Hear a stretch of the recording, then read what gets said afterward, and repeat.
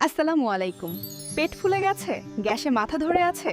Don't worry, এই ভিডিওতে আমি দেখাচ্ছি 5টা সিম্পল ট্রিক যেগুলো ফলো করলে ফার্স্ট ট্রিক টিপমোরিন হালকা গরম পানি ওয়ার্ম ওয়াটার ডাইজেশন বুস্ট করে আর স্টাক গ্যাস ন্যাচারালি রিলিজ করে just 1 glass.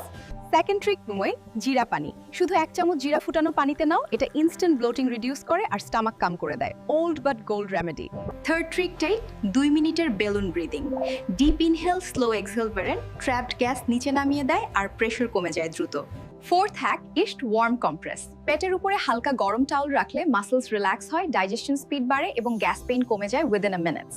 Fifth trick in walking for 5 minutes হালকা হাঁটা ডাইজেশন ইমপ্রুভ করে আর পেট ভাপা দ্রুত কমে যায় ন্যাচারালি। বোনাস টিপ করে অ্যাভয়েড কার্বোনেটেড ড্রিঙ্কস যখন গ্যাস আছে। সফট ড্রিঙ্কস গ্যাস ধরে করে রাখে, ফলে সমস্যা আরও বাড়ে, তার টেম্পোরারি রিলিফ না, প্রবলেম বাড়ে। আপনি প্রথমে কোন কৌশলটি চেষ্টা করবেন? এটি সহায়ক হলে একটি লাইক দিন, যারা গ্যাস আর ফোলা সমস্যায় ভুগছেন তাদের সাথে শেয়ার করুন।